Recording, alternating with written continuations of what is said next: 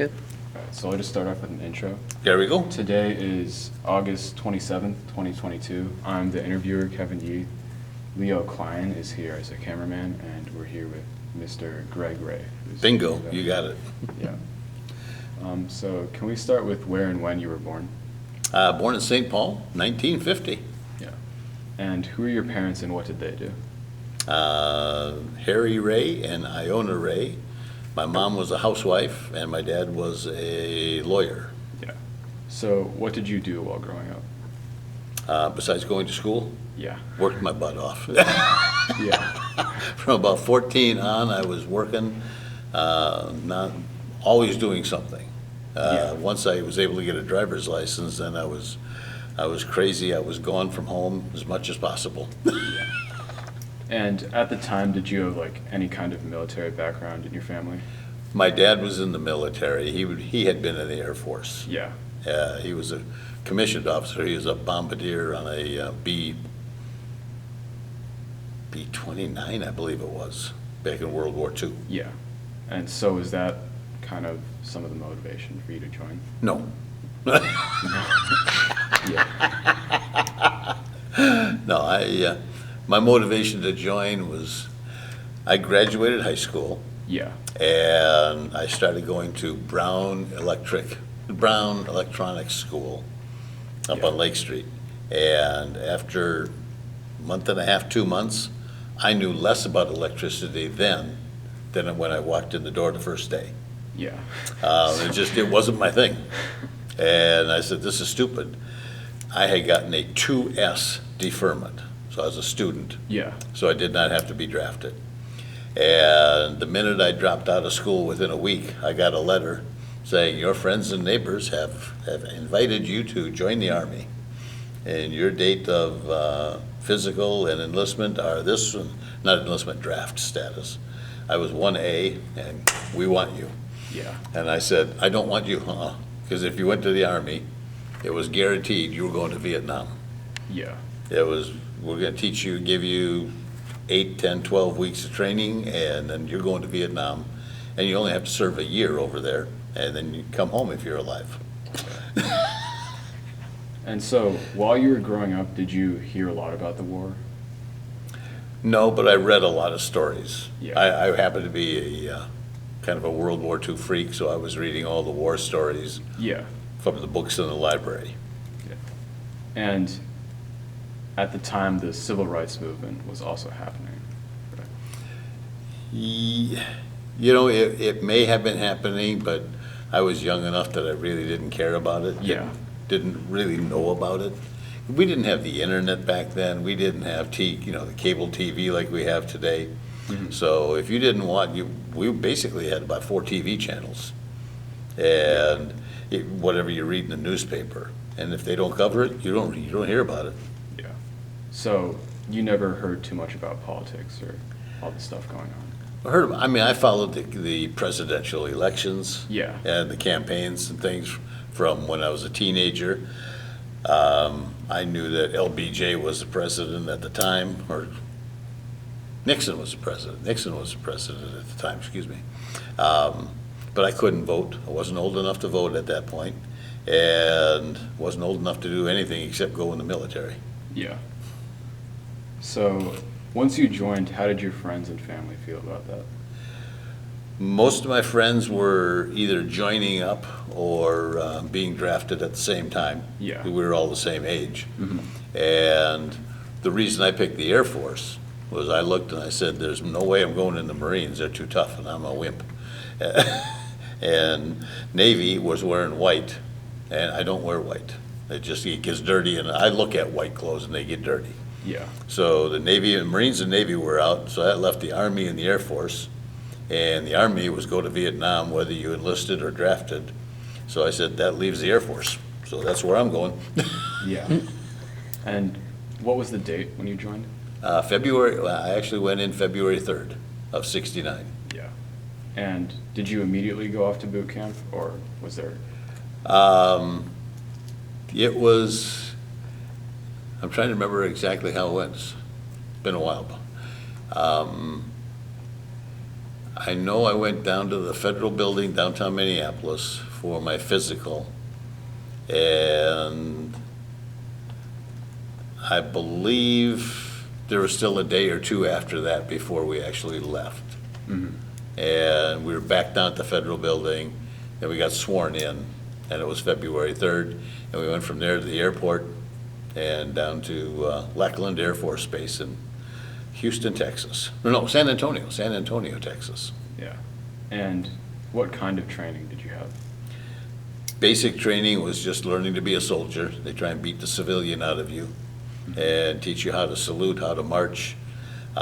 We didn't have to carry guns because the Air Force, they don't really care about guns. Yeah. As crazy as it sounds. And I was figuring I was going to be a pilot, not a pilot, but I was going to be flying an airplane doing something. Yeah. Never happened. I flew a typewriter. Yeah. And I have this bad thing where I try and do well when there's a test going on. So in basic training, you spend a lot of days, quote unquote, getting processed, where you take batteries of tests for this and that and everything else. And they threw 50 of us in a room and taught us about 5 or 6 letters in Morse code and see if we could actually remember what it was and understand Morse code. And sadly, I understood too much, and they made me a Morse code operator. Yeah. It turned out to be a bad job. So, what are your most memorable experiences from training? For basic training, Yeah. most memorable was the idiot, about 5 guys down from me, on the rifle range when we went there the first day. They tell you, your rifle only gets pointed downrange. You never point it anywhere else. If you hear the command down, and it'll be screamed, you get your butt on the ground and you dig a hole as fast as you can and get farther into underground, because there's a problem, and you got live ammunition. Yeah. If you have a problem of any kind, you stick your thumb in your ear, you wiggle your fingers, and somebody will come over and they'll figure out the problem and fix it. And we had one idiot, about 5 guys down, whose gun jammed, and he turns a big 360 circle, going, my gun is jammed, and we hear, down! And the only one standing up is this idiot, going, my gun is jammed, and he's pointing the gun everywhere. He was an idiot, and he was going off the rifle range about a couple of minutes later. He finally listened to the command to get down, and then they hauled him away. So, did stuff like that happen a lot? No, not really, but it happened. Once is enough. You don't want to be around a second time for that guy. And the obstacle course is fun because if you make a mistake, you get to do it again. And if you fall in the water, fall in the mud, you're dirty for the rest of the day, and you have to figure out how to get your stuff clean. So the obstacle course and the rifle range were the coolest place. I mean, looking back now, they were fun. At the time, it was no fun at all. Yeah. And do you remember what your drill instructors were like? They were just mean, but their job was to be mean. So there were no compliments. It was just all insults and orders and do this, do that, and no matter what you did. If you did something wrong, they penalized you, and everybody did something wrong at some point in time. Yeah. So when was all of your training fully finished? Basic training ended middle of March, I believe it was, and then I went to Biloxi, Mississippi for approximately 6 months for advanced training, learning Morse code, and being able to be a Morse code operator. I didn't do Morse code, I copied Morse code. Yeah. And that was roughly 6 months down in Biloxi, Mississippi. And then I got shipped off to Japan for 3 years. Yeah. And what were those first few days on active duty like?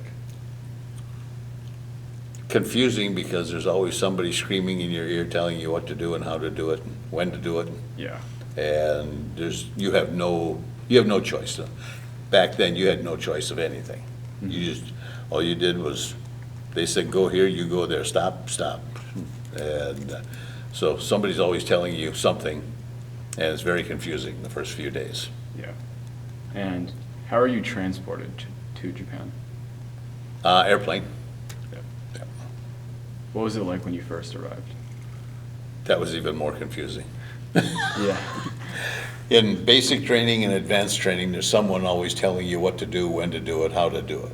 Yeah. Now, all of a sudden, you're a normal person now. You're in the military. And when we got to Tokyo, I believe we stayed overnight there. We had to show back up at the airport the next day. And when we went back to the airport the next day, they threw us on a plane and we went up to our base in northern Japan.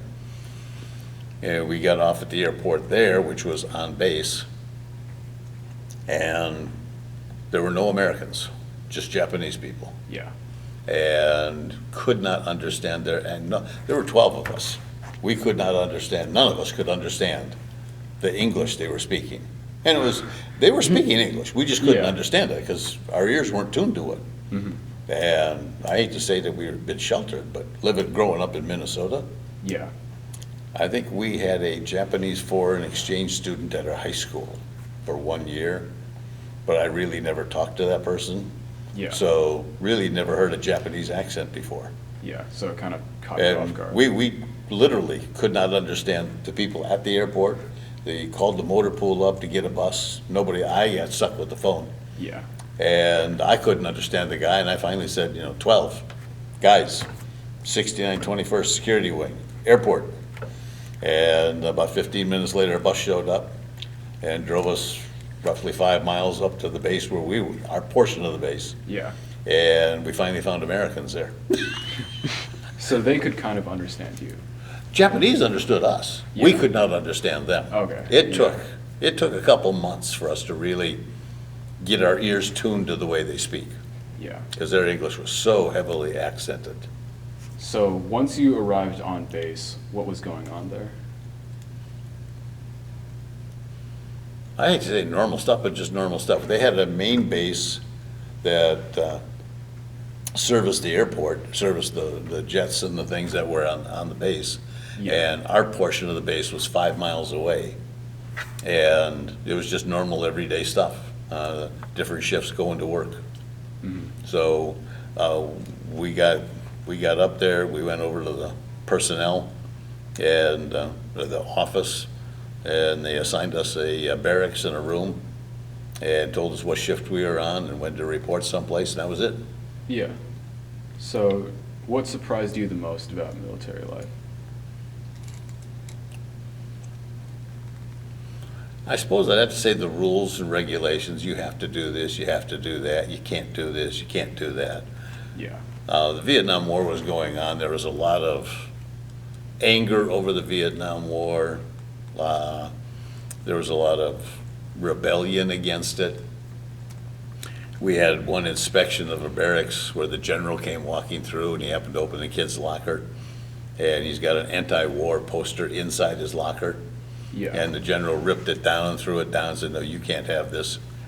What a man. He starts screaming at him about telling him what a bad person he was because he was anti-war, and you're in the military, by George.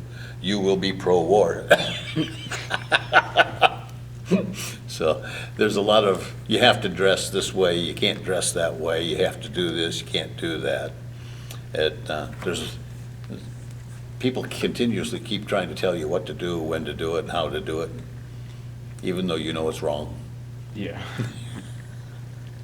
So how would you say your living conditions were like? Actually, they weren't bad. We worked rotating shifts, so we did 4 afternoon shifts and had 24 hours off. So we worked 3 to 11, we get off at 11 on Friday, we wouldn't show up again till Saturday night at 11. Yeah. We worked 11 to 7 for 4 nights. Then we get off at 7 o'clock in the morning, Saturday, Sunday, Monday, Tuesday. Wednesday morning, we get off at 7. We didn't have to show up again till 7 in the morning on Thursday. Then we worked Thursday, Friday, Saturday, Sunday, and then we had 4 days off. So Sunday at 3 in the afternoon, we get off work, We had Monday, Tuesday, Wednesday completely off. Thursday, we were off until 3 in the afternoon when we started our 4-day shift again. Yeah. And so for us, we were constantly readjusting our body schedules, our sleeping schedules, our drinking schedules. You get off work and you don't have to be back for 24 hours, you can't go to sleep right away.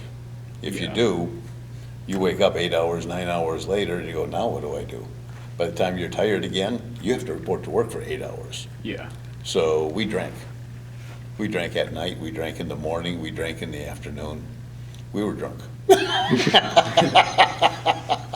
And beer, whiskey, beer, everything was cheap. I mean, over Yeah. there, shoot, we were paying we didn't make a lot of money, but booze was cheap.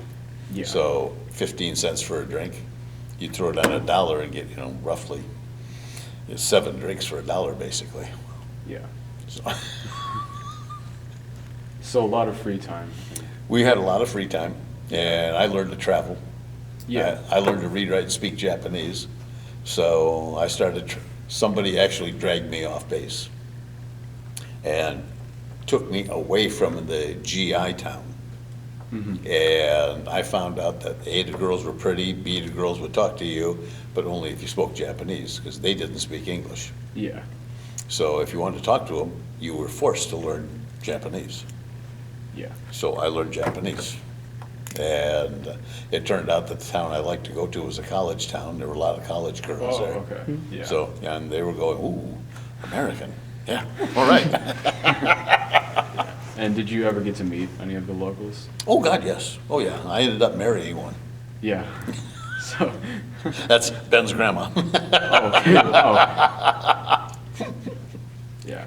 So, what about the others in your unit? Do you still remember any of them? The biggest problem is everybody's from a different part of the country. Yeah. So there was another guy who had his wife over there. They had their kids, they had a couple of kids. And I saw them a year or two after I got back. We made a trip down to Illinois to see them. And we saw them for a weekend. And it was one and done. And another guy from North Carolina was flying through and stayed in touch with him. And he stopped up in Minneapolis on a layover, and I brought him home, and we made lunch together and sat and BS for an hour or two, and I took him back to the airport. Other than that, I literally lost track of everybody. There was no easy way of keeping track of people at that Yeah. time. With no internet, a phone call from St. Paul to Hastings was long distance. You had to pay for the phone call. Yeah. So you had to watch your dollars, because when I got out of the service, I worked for a little bit and then started in college a couple months later. I had 4 years of college and not a whole lot of money. So money was tight, and but everybody went like this, and all the friends that you knew, this guy went to California, that guy went to Georgia, that guy went to North Carolina, he went to Illinois, I went to Minnesota, and everybody just scattered to the four winds. Yeah. So keeping track was it was tough. Would you say there was like a really strong community in your unit? Oh, we all loved each other, yeah, we all had each other's back. Yeah. We all, I remember one time my roommate, we were walking downtown, it was the middle of winter, and we were up in northern Japan, so their winters were just like the winters here. Yeah. And he was walking right behind me, and I started slipping on the ice. He just reached out, grabbed me, and picked me up. As soon as I got my feet back to where they're both going the same direction again, he just set me down, and he had my back, I had his back. Yeah. So we all took care of each other. And I think we had a big group in our unit that worked our shift. There were close to, oh God, there was at least 50 to 75 of us. Yeah. I knew virtually all of them. And, but knowing them well enough to know where they lived and how to get hold of them later on, no. Yeah. What was the food like while you were? We had great food, except for 1 week. What happened there? Somebody made a buy on lamb chops. So we had lamb or veal, well, excuse me, not veal, lamb or mutton, I don't know which one it was. They said it was lamb. Yeah. Every meal. Our chow hall was open literally 20 hours a day Yeah. because of the rotating shifts. Some guys were Yeah. getting off at 11, going to work, so, it was open at 9 o'clock at night until 11:30, 12 o'clock. And then for the guys going to work at 7 in the morning, at about 4 in the morning, the breakfast, chow hall was open for breakfast. It was always open for lunch, it was always open for dinner. So it was open 90% of the time. And we had lamb chops, they called it lamb, 7 days until they got through all of them. That's pretty rough. And it was not good. That was the worst. Yeah. But they had French fries. All the French fries you want to eat, no problem. Yeah. And so no, the food was basically the food was good. Yeah. And where was the space exactly in Japan? We were in northern Japan, a little town called Misawa, Japan. Yeah. Way up on the northern end of the main island. Okay. So you guys were pretty far away from any kind of danger. We were, biggest danger we had was driving a car. Yeah. If you don't know, Japanese people drive terrible. They pass on hills. They just honk their horn. They pass on the hill. They can't see if anybody's coming or not. Doesn't bother them. Yeah. So during these shifts, what exactly would you do? I had 2 radio receivers and a pair of headsets, cheapest headsets you can find. Yeah. And I had assigned frequencies to watch. And there was a schedule of different people that I would copy, and I copied Russians and Chinese and North Koreans, and we never copied anybody from Japan. The host country, once you figured out that it was a host country Morse code thing, you just dropped it and threw it away, because you don't do that. But other than that, I copied mostly Russians, but Yeah. there were times I did North Koreans and Chinese. Yeah. So was your unit like sort of tasked with espionage? Not espionage, no, we copied everybody and everything. And I had no idea that people used Morse code as much as they did back then. They still do today, it's crazy. But airplanes the radio operator of the airplane would not be using voice, they would actually use Morse code. So we had to copy Morse code. And I later retrained into radio printers. And for radio printers, they just put everything on a tape, and they'd let the tape go through. And so it was machine talking to machine. Yeah. And so we just had to sit there and watch the machines do all the work. And then I finally got onto the good shift. Everything the Morse code guys did was 6-ply paper with lots of carbon paper. Yeah. And the radio printer guys were 3 pages deep, so they had 2 sets of carbon paper. And somebody had to go around and rip it all off, take it back to the room, get rid of the carbon paper, and put everything in the different colors in the different boxes for distribution. And I had that job for about the last 9 months I was there. And we got dirty, we were just black after about 10 minutes. Yeah. And so everybody left us alone. We never had parades we never had to do any of that nonsense. Yeah. So we were the 4 dirty guys. Yeah. And with the Vietnam War going on, Yep. were you guys ever involved with anything there, or? My original orders were to stay there in Japan 3 years. Yeah. I did not like it the first 3-4 months I was there. Then they switched and they said, you don't have to stay 3 years. Well, we're going to make this an 18-month tour. Mm-hmm. I said, great, I'll take 18 months. And then they were looking for people to retrain into radio printers. I said, I'll retrain. I like it now. I learned to actually figure Japan out. Yeah. And so I was going, no, I'm having fun now. I'll stay. So I put in to stay and transfer over to radio printers. And I got orders to stay in Japan. I got a new set of orders, stay here. Yeah. And then about 4 days later, I got a second set of orders to go to Vietnam. And I was going, I don't want to go. The base I would have gone to was in Da Nang. Yeah. I would have been flying on a plane doing the same job.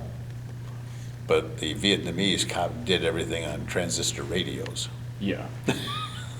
And Russian Morse code was good.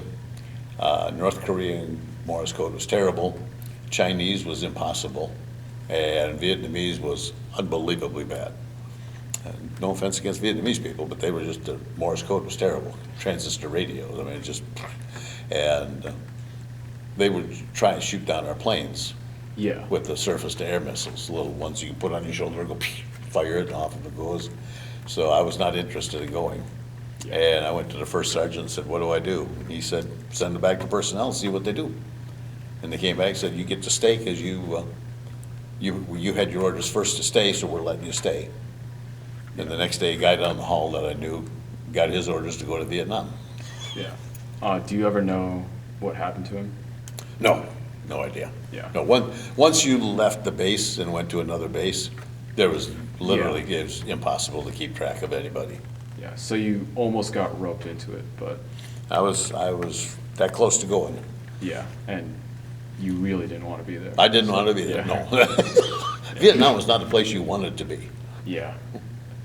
So you stayed at the same base in Miyagi? Yep. Yeah. You mentioned that you traveled, so what were some of the places you went to? After I learned how to read, write, and speak Japanese, or I was in the process of learning, there was a little town about 3 hours away by train where you go around the mountains, and it was called Hirosaki. And I would go over there, and they didn't understand GIs. They just went, wow, you're American. And they had a castle over there. They had a big cherry blossom festival every spring. Yeah. And I learned where the good hotels were to stay in. So people said, Greg, where are you going? I said, I'm going to Hirosaki. And they said, can we go? And I said, yeah. I'd take up to 20 guys with me. And I would drive my car. Eventually, I got a car. And I would drive my car. They would take the train. I'd meet them at the train station, and we'd all walk down to the hotel. Yeah. And I'd teach them how to get back to the hotel, how to get cabs, et cetera, and everything, and get them back to the train station. And I'd drive back to the base myself. So Yeah. I was the leader. Yeah. So you're kind of like a tour guide. I was a tour guide. Yeah. What else do you remember about being in Japan?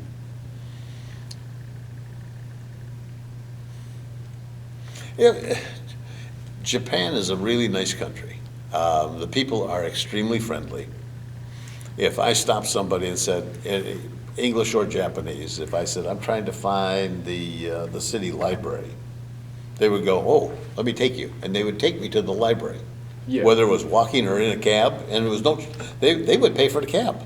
They would just take me. I mean, they were that nice. Yeah. And they were exceptionally polite. Everybody bows in Japan. And the big deal is you try and bow lower than the person who's bowing to you. And everybody says, does this, and they everybody, it looks like the little dunking bird. Like, Yeah. I mean, it's kind of crazy. Everywhere you go, everybody is just super polite, Yeah. except the demonstrators. And the demonstrators are demonstrating against the American military. So they Yeah. would be out demonstrating, and they were all paid. Oh. So prior to the demonstration, if they were sitting outside a coffee shop or bar, you could sit down and talk to them. Then they, oh, wait a minute, gotta go, time. And they would go out and they would demonstrate against American GIs, American military. And then they'd take a break and they'd go back to the bars, coffee shops, and they would sit and talk to you. And they'd say, oh, no, gotta go back. And they'd go back and demonstrate again, and then they'd go, demonstration's over, have to go home.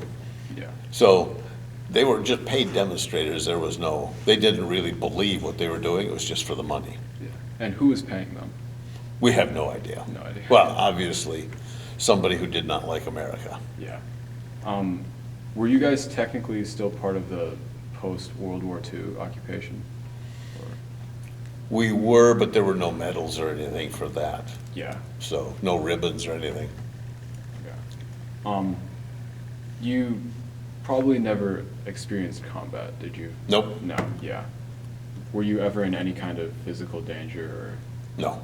those calls. Yeah. No, the biggest danger we were in was earthquakes. Yeah. Yeah. So, what happened in the later months that you were in Japan? I met the right girl, and we started living together. We decided to get married, and we were able to get married before I left. So she came back to America with me, and so that was the big deal. Towards the end, it was a mad rush trying to get all the paperwork done to bring her back to America, and trying to get married. Yeah. Was there anything else eventful that happened during your deployment? We learned that you don't mess around in Japan with fire, because Japan hates fire. Yeah. And one of the GIs got caught near a fire where there's some houses were burned, and he was smoky and had ashes and stuff on his hand, and they pretty much determined that he was the guy who set the fire. And they moved him around from police station, from jail to jail. And whenever the base found out where he was, they would take over C rations, K rations, what today is MREs, and they would give him a week, 2 weeks worth, because there's no food in a Japanese jail. If somebody doesn't bring you food, you don't eat. Tough luck. Oh. In the wintertime, there's no heat, there's no blankets, there's nothing. Yeah. So jail is jail over there. Yeah. And well, he finally got out on bail or something, and they raced him back to the base, and they took him down to the airport, the runway, and the first plane that was leaving Japan he was on. He didn't go back to his room, he didn't get to pack his stuff up or say goodbye to anybody. He was on the first jet out of there, and he was gone. Yeah. Because once the Japanese get hold of you, they'll hang on to you forever. And I'm 99% sure he was guilty of sin. Yeah. So I didn't feel any sympathy for him, but I felt bad for the situation. Being in Yeah. prison with no food and nobody to talk to. He didn't speak Japanese at all. And why he would set a fire is beyond me, beyond 99% of us. We couldn't figure that out. So when were you notified that your deployment was coming to an end? Crazy. I got married in middle of September of '72, and I had to go to Sapporo, Japan to get married. Yeah. I had to go to the American consulate up there in Sapporo, and I came back to Misawa on the 23rd, I think it was the 23rd, somewhere right in there. And buddies came over to my house and said, "Hey, do you know we're going home?" I said, "Say what?" "No, I'm not getting out till February." "No, we're all getting out early. They've got too many people, too many of us kicking us out early. So you can go home and whenever you want." I said, "Huh? I just got married. I got paperwork to finish up. I can't bring her home yet. I can't go." So I went on base and talked to the first sergeant, and he said, "Yeah, you guys can go home whenever you want." I said, I got stuff to do." He says, "Do your stuff, and when you're ready, come see me." So it was it took a month to get everything done. I was busy mailing stuff home. Yeah. And so she was getting ready to come with me and saying goodbye to her mom, family. And we took a train down to Tokyo, and we sat around for a week down there trying to get out, and couldn't get a free flight back to the States. Yeah. I could, but she couldn't. Oh, okay. So we ended up buying 2 commercial tickets, and we flew back to San Francisco. And we went out took a cab out to Travis Air Force Base, got discharged on Halloween Day, 1972. And then we were back to San Francisco to fly to Minneapolis. And what was it like to land in San Francisco after 3 years? Not fun. We were anybody in the military uniform was a baby killer. Everybody hated the military. Yeah. It was, they would, if they could, they would spit on you. They did not like us at all. Yeah. And I got rid of all my uniforms as fast as I could. So this was kind of like the peak of the controversy. Yeah, Nobody liked the military. Yeah, and the military was bad, and here there were anti-war protests going on all the time. Yeah. Over there, we knew that there were protests going on, but nobody around us was protesting except a few Japanese demonstrators every 3 to 4 months or so. So we had no real, we only had one American TV channel, and that was the Armed Forces Radio Network. Yeah. And Radio and TV Network, so we only saw what they wanted us to see. Yeah. So when you came back and you saw people protesting and people going, just speaking ill of the military, and we were the bad guys, we were all baby killers, and we had no respect at all. And there was no respect for the uniform at that time. Yeah. And was it just like the moment you stepped off the airplane? You just knew. Because you had to wear your uniform to get military rates, the cheap fares. So you wearing your uniform, people were just very disrespectful to you from the get-go. Yeah. And they were nice to my wife, but they were not nice to me. Okay. She was not military. She was married to me, but she was not military. So Yeah. she was treated well.